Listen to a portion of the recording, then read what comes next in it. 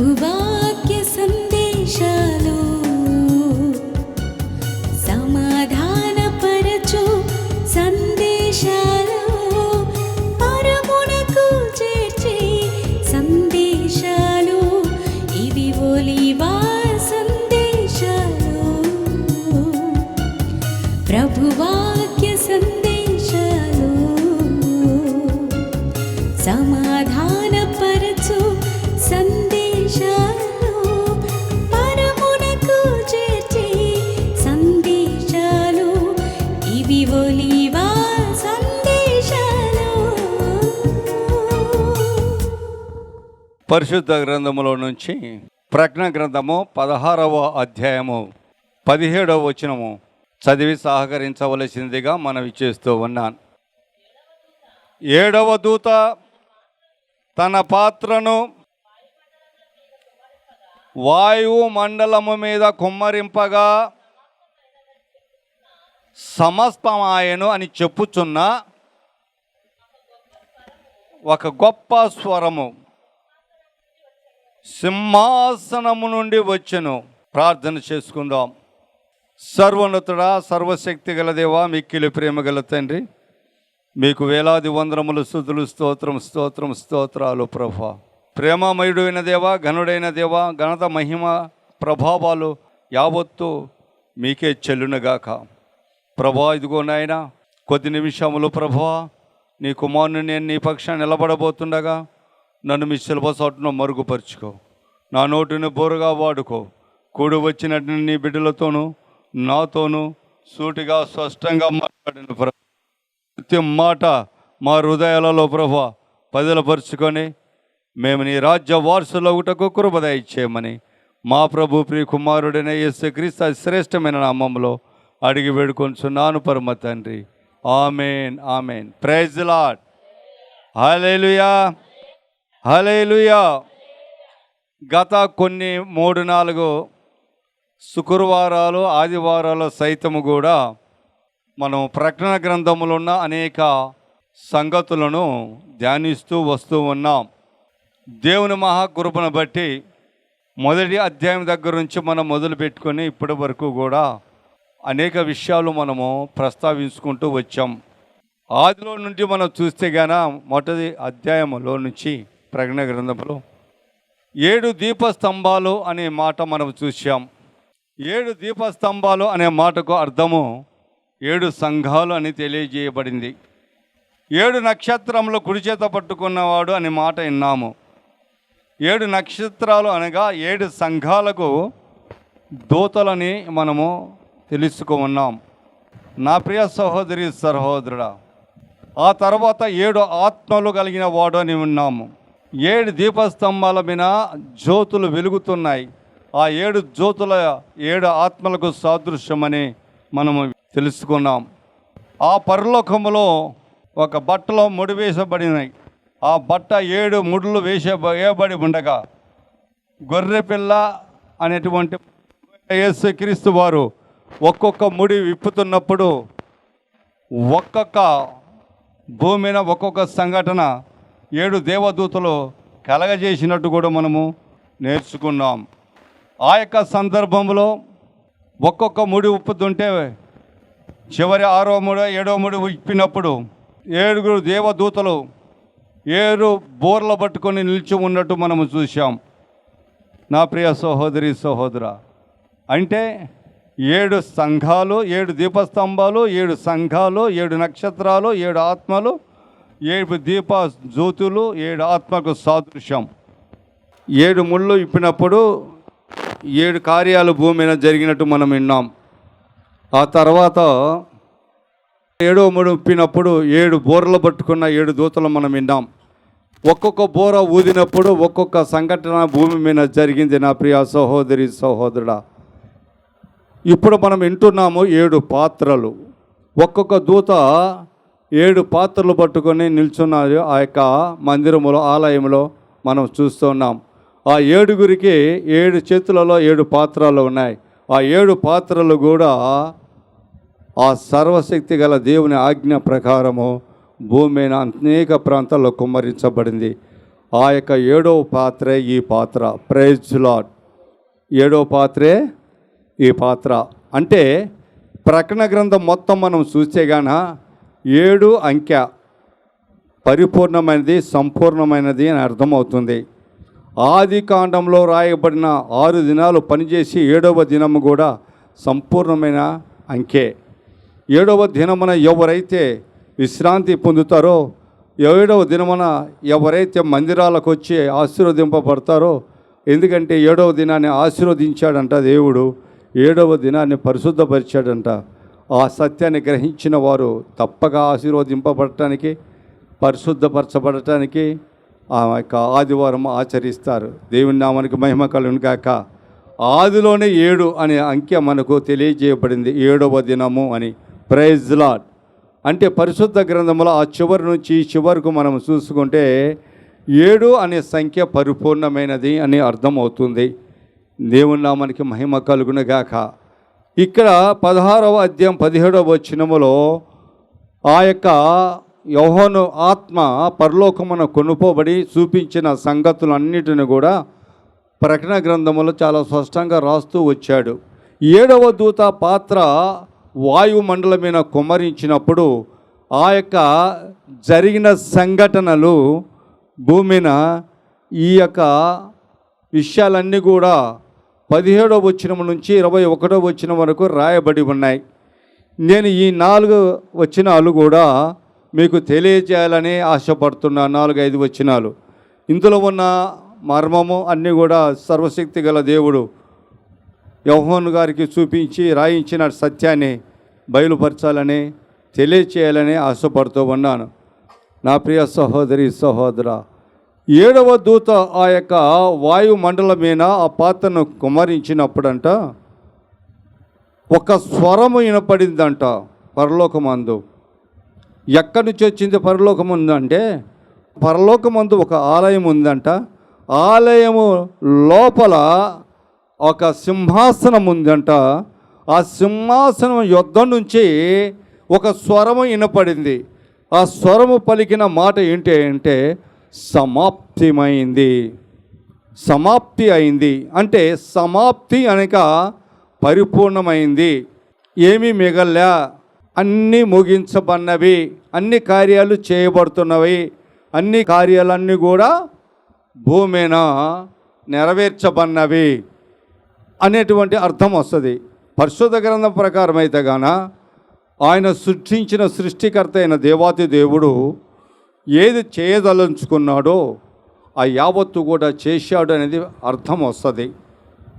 ఆ సర్వశక్తి గల దేవుడు భూమిన ఏమి చేయాలనుకున్నాడో అవన్నీ కూడా చేసిన తర్వాతే చివరిసారిగా 7వ పాత్ర వాయుమండలం మీద కుమ్మరించబడింది. కాబట్టి ఆయన అన్నాడు, ఇక 7వ పాత్ర కుమ్మరించబడింది కనుక భూమిన మొత్తము సమాప్తమైంది, నా పరిచర్య సమాప్తమైంది, నా ప్రణాళిక పరిపూర్ణమైంది, ఏమీ మిగలలేదు అనే భావము వచ్చేలాగా ఇక్కడ మాట్లాడాడు. అయితే ఇక్కడ మనం తెలుసుకోవాల్సిన సత్యం ఉంది ఈ వచనములో. ఆలయము అన్నాడు.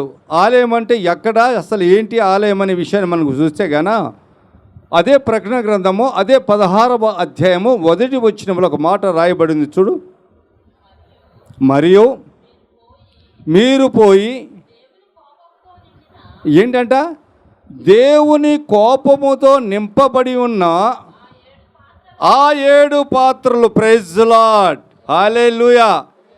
ఇప్పుడు 7 పాత్రలు దేంతో నింపబడి ఉన్నాయి? దేవుని యొక్క కోపముతో నింపబడి ఉన్నాయి. ఈ దేవుని యొక్క కోపము ఎవరి మీద? భూనివాసుల మీద. Praise Lord. భూమి మీద జీవిస్తున్న ప్రతి ఒక్క మానవుల మీద ఏ తారతమ్యము లేదండి, అందరికీ మీద కోపము రగిలింది. కారణం ఆయన మాటను గైకొనక, ఆయన ఆజ్ఞను గైకొనక మన ఇష్టానుసారమైన జీవితం మనము జీవిస్తున్నాము. సకల ప్రజలు జీవిస్తున్నారు గనక భూమండలంలో ఉన్న వారందరూ కూడా అనేక ప్రయోగాలు చేస్తున్నారు. అనేక జ్ఞానం కలిగిన వారు చంద్రమందిరానికి కూడా వెళ్తున్నారు, రేపు మాప సూర్యమండలానికి కూడా వెళ్ళే ప్రయత్నం చేస్తారు. దేవుని నామానికి మహిమ కలుగునుగాక. అనేకమైనటువంటి యంత్రాలు కనిపెడుతున్నారు, అనేకమైన సైంటిస్టులు మంచి జ్ఞానవంతులు ఉన్నారు. కానీ ఒక్క మాట అయితే నేను చెప్తున్నాను, ఓ జ్ఞానము కలిగిన వారులారా, ఓ తెలివిగే తాటులు కలిగిన వారా, మానవులారా, నువ్వు దేవుని యందు భయభక్తులు కలిగి ఉండకపోతే రాబోయే రోజులలో, అంటే ఇప్పటికే సగం జరిగిపోయింది, దేవుని యొక్క ప్రణాళిక ప్రకారము, పరిశుద్ధ గ్రంథము ప్రకారము భూమి మీద ఆయన చెప్పినటువంటి కొన్ని క్రియలు జరుగుతూ వస్తున్నాయి. అలాగే ఇగో మిగిలిన క్రియలు కూడా జరగబోతున్నాయి. ఇప్పుడు అన్నా జ్ఞానం కలిగిన వారై మీ లోక సంబంధమైన జ్ఞానంతో పాటు, లోక సంబంధమైన తెలివితేటలతో పాటు, నువ్వు బ్రతుకుతున్నమైన జీవితంతో పాటు కాస్త దేవుని వైపు తిరగండి, దేవుని మాట ఆలకించండి. ఆ సర్వశక్తి గల దేవుడు ఎవరో గుర్తించండి. ఆ సర్వశక్తి గల దేవుని యొక్క ఉగ్రత, ఆ కోపము నీ మీద, నీ కుటుంబ సభ్యుల మీద, నీ పట్టణం మీద, నీ గ్రామం మీద, నీ ఇంటి మీద ఆ పాత్రలో ఉన్న ఆ యొక్క ఉగ్రత, ఆ కోపము, దేవుని కోపము పడకుండా, ఒకవేళ పడినప్పటికీ నువ్వు ఏమీ కాకుండా రక్షింపబడటానికి నువ్వు మధ్యాకాశానికి ఎత్తబడే కుటుంబముగా నువ్వు కాస్త ఆలోచన చేసి భూమిన దేవుని తట్టు తిప్పమని అడుగుచున్నాను. ఎవరైతే నిన్ను రక్షించాలనుకున్నాడో, ఎవరైతే నిన్ను కాపాడాలనుకున్నాడో, ఎవరైతే తన ప్రాణాన్ని నీ కొరకు బలిగా అర్పించాడో, ఆ సర్వశక్తి గల దేవుడు ఈరోజు మరొకసారి రాబోతున్నాడు. ఆయన రాకడ సమయకు ముందు జరగబోయే క్రియలన్నీ కూడా ఆ యొక్క శిష్యుడైన అపోస్తుడైన యోహాను గారి ద్వారా స్పష్టంగా మనకు రాయబడి ఉన్నాయి. నా ప్రియ సహోదరి సహోదరుడా, ఆ 7 మంది దూతల చేతుల్లో 7 పాత్రలు ఉన్నాయండి. ఆ 7 పాత్రలైన దేవుని యొక్క కోపము నింపబడి ఉంది. ఒక్కొక్క స్థలములో, ఒక్కొక్క భాగములో ఆ 7 పాత్రలు భూమిన కుమ్మరించబడుతున్నాయి. ఎక్కడ ఏ స్థలములో ఆ కోపాలు కుమ్మరింపబడుతున్నాయి, ఆ పాత్రలోని దేవుని కోపం ఒక్కొక్క విధముగా ఆ యొక్క ప్రాంత ప్రజలకు నష్టము జరుగుతుందండి. ఆ ప్రాంత ప్రజలకు ప్రాణాలు కోల్పోతారండి. ఇది పరిశుద్ధ గ్రంథం తెలియజేస్తున్న సత్యం. దేవుని కోపము 7 పాత్రలో నింపబడినది. ఏం నింపబడినది? దేవుని కోపము 7 పాత్రల్లో నింపబడి ఉన్నదంట. చదువుమా. ఆ 7 పాత్రలను భూమిన కుమ్మరించుడని ఆలయములో నుండి గొప్ప స్వరము, ప్రైజ్ ది లార్డ్, ఆ 7 దేవదూతలకు చెప్పగా నేను వింటినే. దేవుని నామానికి మహిమ కలుగునుగాక. యోహాను గారు అంటున్నారు, అపోస్తులైన యోహాను గారు, నా ఆత్మ అక్కడ ఉన్నప్పుడు ఆ యొక్క ఆలయం నుంచి ఆ స్వరము వచ్చింది. ఏమని వచ్చిందయ్యా అంటే, మీ చేతిలో ఉన్న 7 పాత్రలలో నా కోపము నింపబడి ఉన్నది, అవి వెళ్ళి మీరు కుమ్మరించమని చెప్పుట నేను వింటిని. Praise the lord. నాయన, నా ప్రియ సహోదరి సహోదరుడా, చెప్పటము ఆయన విన్నాడు, విన్నది రాశాడు, రాసింది నేను మీకు చెప్తున్నాను. ఈరోజు ఆ యోహాను గారు విన్నది నేను విన్నాను, నేను విన్నది నేను చదివింది ఇక్కడ కూర్చున్న మీకు చెప్తున్నాను. ఈ మైకు యంత్రము ద్వారా, ఈ ప్రవచన టెలివిజన్ ద్వారా ఎంతమంది ఈ రక్షణ సువార్త వింటున్నారో వాళ్ళందరికీ కూడా వినిపిస్తామన్నారు. జర జాగ్రత్త. రేపు దేవుని సమయంలో నిలబడినప్పుడు, నేను వెళ్ళేదండి, నీ కోపం అనే పాత్ర భూమిన వాయుమండలంలో కుమ్మరించబడిందని, ఆ కుమ్మరించబడిన పాత్ర నాయన చెప్పటము నేను వినలేదండి, నీ కోపం వస్తుందంటే నేను జాగ్రత్త పడేవాడిని. ఇక్కడ భూమిన బొంకినట్టు బొంకటానికి కుదరదు.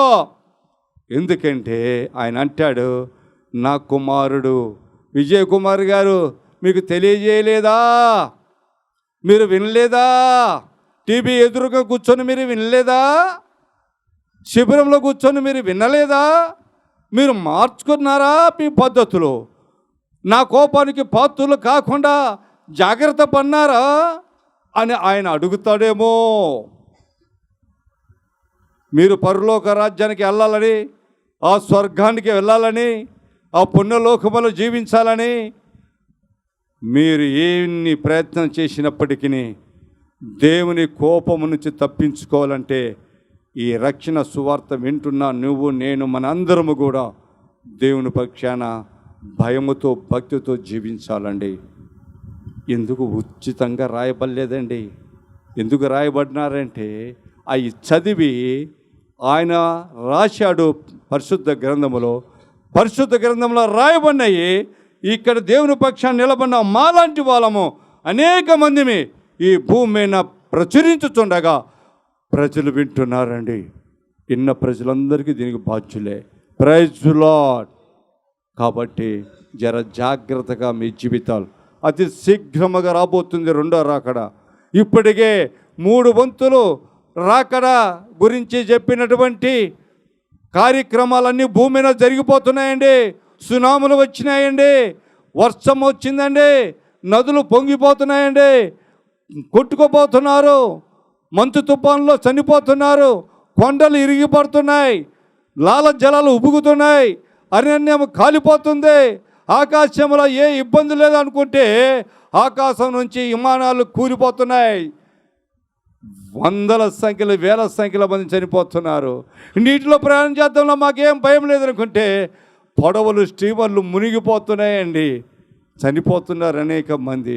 అరే ఆకాశము బాగలేదు, భూమి బాగలేదు, ఆయా సముద్రం బాగలేదు, భూమి మీద జాగ్రత్తగా వెళ్దాం అనుకుంటే ట్రైన్ యాక్సిడెంట్ కాదులే, ఒక 2 పట్టాల మీద నడుస్తుంది, దానికి ఏ అపాయం లేదనుకుంటే ఈ మధ్య ట్రైన్లు కూడా గుద్దుకుంటున్నాయండి. ట్రైన్లు పట్టాలు తప్పి పడిపోతున్నాయి బోగీలో, అనేక మంది మరణిస్తున్నారండి. అంటే దీని అర్థం నీ మరణం ఎలా సంభవిస్తాయో నీకు తెలియదు. నువ్వు మరణము సమయంలో నువ్వు ఏ స్థితిలో మరణిస్తావో నీకు తెలియదు. భూమి మీద ఆ ఉగ్రత ప్రాంత కుమరించినప్పుడు ఆ యొక్క సంఘటనలు ఎలా జరుగుతాయో నువ్వు గ్రహించలేవు, ఊహించలేవు. కనుకే వాయిదాలు ఏగాకండి. ఈ సంవత్సరం కాదులే, వచ్చే సంవత్సరం రక్షణ తీసుకుందాం, ఈ సంవత్సరం కాకుండా వచ్చే సంవత్సరము మనము బాప్తిసం తీసుకుందాం, ఈ సంవత్సరం అంతా సినిమాలు చూద్దాం, ఈ సంవత్సరం అంతా సీరియల్ చూద్దాం, ఈ సంవత్సరం అంతా సంతోషంగా గడుపుదాం, ఉల్లాసంగా పార్కింగ్లో తిరుగుదాం, ఉల్లాసంగా కావాల్సిన సంతోషమైన జీవితాన్ని అనుభవించి వచ్చే సంవత్సరము దేవా అని మందిరాల్లో ఉందామని నువ్వు అనుకుంటున్నావేమో. సర్వశక్తి గల దేవుడు అవకాశం నీకు ఇవ్వడు. క్షమ అడిగే అవకాశం కూడా నీకు ఇవ్వడు. పశ్చాత్తాపపడే అవకాశం నీకు ఇవ్వడు.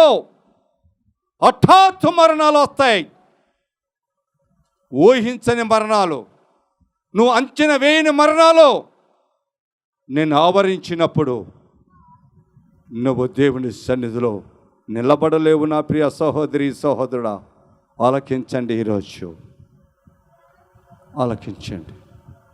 అందుకే ఒక స్వరము వింటేనే, ఆ విన్న స్వరాన్ని, ఆ స్వరము చెప్పిన మాటలు నేను మీకు చెప్తున్నానని స్పష్టంగా మాట్లాడుతున్నాడు దేవుని శిష్యుడు, యేసుప్రభువారి శిష్యుడు, అపోస్తులైన పౌలు గారు.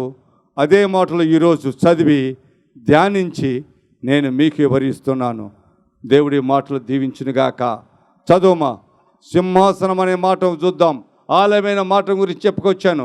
సింహాసనం అనే మాట మాట్లాడుతున్నాడు. ఆ సింహాసనము ప్రకటన గ్రంథము 19వ అధ్యాయం 5వ వచనం. మరియు మన దేవుని యొక్క దాసులారా, పిల్లలారా, కుమారులారా, కుమార్తెలారా,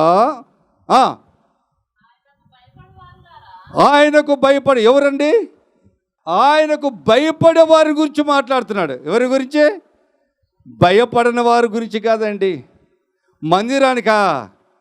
ఎంత టైం అయింది? ఓ చాలా టైం ఉందిగా, పాస్టర్ గారు 4 పాటలు పాడాలిగా, అప్పుడు వస్తలే.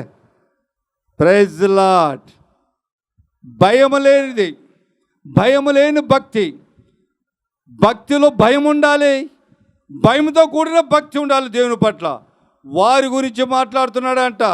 అందరి గురించి మాట్లాడటంలా, భయం లేని వారి గురించి మాట్లాడటంలా, భక్తి లేని వారి గురించి మాట్లాడటంలా. మందిరం అంటే భయం లేని వారు చాలామంది ఉన్నారు. ప్రార్థన అంటే భయం లేని వారు చాలామంది ఉన్నారు. దేవుని సేవకుని మాట అంటే భయపడిన వారు చాలామంది ఉన్నారు. దేవుని యొక్క వాక్యం అంటే భయపడిన వారు చాలామంది ఉన్నారు. దేవుని యొక్క సన్నిధి అంటే భయపడిన వారు చాలామంది ఉన్నారు. మా చిన్నతనము నుంచి వింటున్నాములే, మేము పాత క్రైస్తవులములే.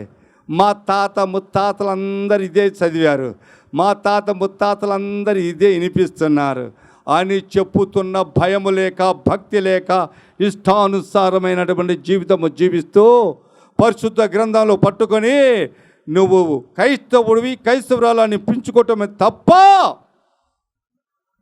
దేవుని దాసుడివి, దాసురాలివి కానే కానేరవు.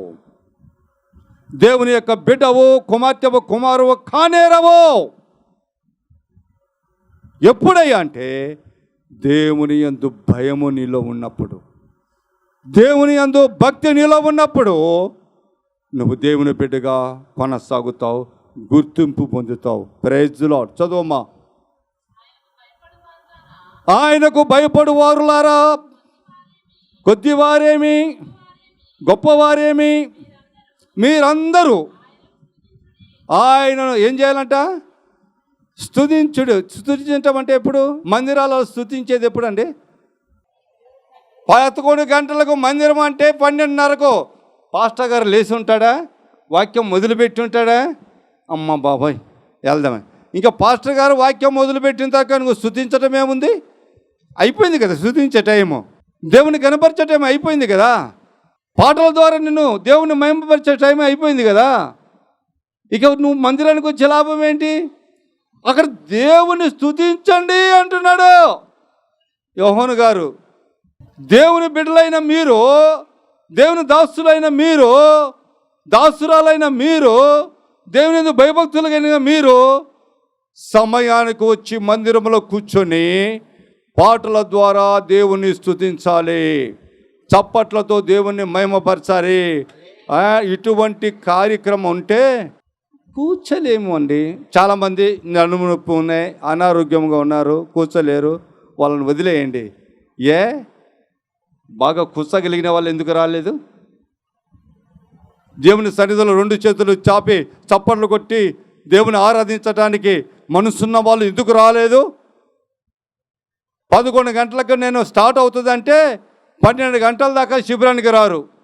స్తుతించడానికి రాండి. ముందు పాటలు పాడండి, నోరిప్పి పాటలు పాడుతుంటే ఒకళ్ళు చప్పట్లు కొట్టి పలకండి వాళ్ళతో పాటు. అప్పుడు దేవుడు మిమ్మల్ని చూస్తాడంట. దాసురారా, దాసులారా, భయభక్తులు కలిగిన వారులారా, నా పిల్లలారా, నా కుమారులారా, నా కుమార్తెలారా, దేవుని స్తుతించండి. ఎక్కడ? ఆలయములో. ఆలయములో ఏముందంట? సింహాసనం ఉందంట. చదువు.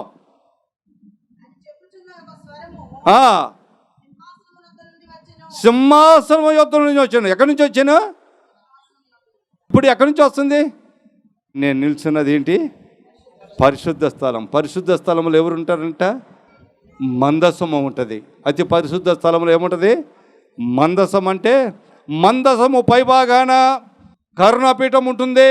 ఆ కరుణాపీఠం అటుపక్క ఇటుపక్క కెరూబులు ఉంటాయి, రెక్కలు సాపుకొని. ఆ 2 రెక్కల మధ్యలో దేవుని ఆత్మ ఉంటుంది. అదే సింహాసనం ఆయనకు. Praise the Lord. అంటే ఈ పరిశుద్ధ స్థలంలో దేవుని ఆత్మ నాతో ఉంటుంది. నమ్మిన వాళ్ళు గట్టిగా చప్పట్లు కొట్టండి. Praise the lord. కుమారయ్య గారి పక్కన పరిశుద్ధాత్మ దేవుడు ఉన్నాడు, నిల్చొని చూస్తున్నాడు, నన్ను గమనిస్తున్నాడు అని నమ్మిన వారు గట్టిగా ప్రైజ్ ది లార్డ్. ఉన్నాడండి, నాతోనే ఉన్నాడు, మనతోనే ఉన్నాడు, మన ప్రక్కనే ఉన్నాడు, మనను చూస్తున్నాడు. సింహాసనం ఉన్నా లేకపోయినా ఆయన నా హృదయములో, నీ హృదయములో ఉన్నాడు. నిన్ను నన్ను తేరి చూస్తున్నాడు. ఆత్మస్వరూపుడై ఉన్నాడు. దేవుని నామానికి మహిమ కలుగును గాక. ప్రైజ్. అక్కడి నుంచి వచ్చిందంట స్వరము. Praise Lord. సింహాసనం నుంచి. ఎందుకు ఆ సింహాసనంలో ఎందుకు ఉంటాడు ఆయన తెలుసా? ఆ మందిరములో ప్రకటన గ్రంథము 21వ అధ్యాయము 3వ వచనం. అప్పుడు ఇదిగో దేవుని యొక్క నివాసము ఎక్కడ ఉన్నది? దేవుని యొక్క నివాసం ఎక్కడుంది?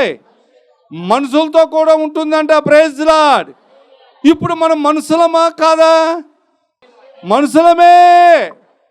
దేవుడు మనతో ఉంటున్నాడా? వారి మధ్యలో ఉంటాడంట, మనుషుల మధ్యలో నివాసం ఉంటాడంట. Praise the lord. నీతో నాతో ఉండటానికి ఇష్టపడుతున్న దేవుడు మన దేవుడు. నీతో నాతో కలిసి జీవించడానికి ఇష్టపడుతున్న దేవుడు. నిన్ను నన్ను సరిచేయటానికి మన ఎంట ఉంటున్న దేవుడు, మన గృహాలలో ఉంటున్న దేవుడు, మన ఇంటిలో మన హృదయంలో ఉంటున్న దేవుడు, ఇష్టపడుతున్న దేవుడు, నువ్వు ఆరాధిస్తున్న దేవుడు, ఆత్మ స్వరూపుడైన దేవుడు. ఆయన ఇష్టపడుతున్నాడంటండి మనుషుల మధ్య నివాసం చేయటానికి. చదువుమా. ఆయన వారితో కాపురముండును, వారు ఆయన ప్రజలై ఉందురు. దేవుడు వానే తన దేవుడే ఉండి వారికి తోడై ఉండను. Praise the Lord. ఎంత అమూల్యమైన మాటలండి. ఆ స్వరము సింహాసనం నుండి వచ్చిన స్వరము ఎందుకంటే దేవుని బిడ్డలను ప్రేమించాడు గనక, దేవునితో ఉండాలని ఆశపడినాడు గనక, ప్రజలతో ఉండాలని నివాసం చేయాలని ఆశపడినాడు గనక, వారి మధ్యలో ఉండాలని ఆశపడినాడు గనక, వాళ్ళని సన్మానమైన మార్గంలో నడిపించాలని ఆశపడినాడు గనక, ఆ మందిరంలో వచ్చిన ప్రతి ఒక్కరితో భయం ఎటువంటిదో భక్తి ఎటువంటిదో తెలియజేసి నేర్పించి యేసయ్య తన ఆత్మస్వరూపుడైన ప్రభువు వారు ఆయనను నడిపించాలని ఆయన ప్రయాసపడుతున్న ప్రయాస ఇది. అర్థం చేసుకోండి నా ప్రియ సహోదరి సహోదరుడా. నువ్వు ఆత్మగలన బిడ్డవైతే, దేవునిలో నిలబడిన బిడ్డవైతే, దేవుని నడవాలని ఆశ కలిగిన బిడ్డవైతే ఆలోచన చేయి. నీకు ఇష్టమా నా ప్రభువారు నీలో వాసము చేయటానికి? నా ప్రభువారు నీతో నడవటానికి ఇష్టపడుతున్నాడు. నీకు ఇష్టమా? లేదయ్యా. ఆ పేతురు అంటాడు తెలుసా, దయచేసి నేను పాపాత్ముడను, నన్ను విడిచి ఏమన్నాడు? దయచేసి మోకరించి ఆయన పాద సన్నిధిలో ఆ జాలరైన పేతురు అంటున్నాడు, అయ్యా యేసయ్యా నేను పాపాత్ముడనయ్యా, దయచేసి నన్ను విడిచి వెళ్ళిపో. ఏమంటున్నాడు? దయచేసి నన్ను విడిచి. ఆ ప్రకారం మీరు కూడా మోకరించి ప్రార్థన చేస్తున్నారా? నేను ఇంకా ఆనందంలో ఉండాలి, నేను ఇంకా భూమి మీద సంతోషపడాలి, ఇంకా నేను అనేక పనులు చేయాలి, నా శరీరరీత్యా కోరికలు తీర్చుకోవాలి, నేత్రాశలు తీర్చుకోవాలి, జీవపు డంబల మాటలు మాట్లాడుతూ బతకాలి. నేను పాపినే పాపాత్మురాలే, నాకు కొద్దిగా సమయం ఇవ్వు ప్రభువా అని అడుగుతున్నావా? అందుకేనా ఆరాధన సమయానికి రావటం లేదు? అందుకేనా దేవుని స్తుతించటం లేదు? అందుకేనా ప్రార్థన చేయాలంటే ప్రార్థన కూడా రాదు? అందుకేనా ఆయన మనతో ఉండాలనుకుంటున్నాడు, మనలో ఉండాలనుకుంటున్నాడు, మనతో కలిసి జీవించాలనుకుంటున్నాడు, మనతో కలిసి కాపురం ఉండాలనుకుంటున్నాడు. పిలుద్దామా? ఆహ్వానిద్దామా? Praise the lord. ఇది 17వ వచనములో ఉన్న అర్థభావాలు. హోలీవా సందేశాలు, ప్రభువాక్య సందేశాలు,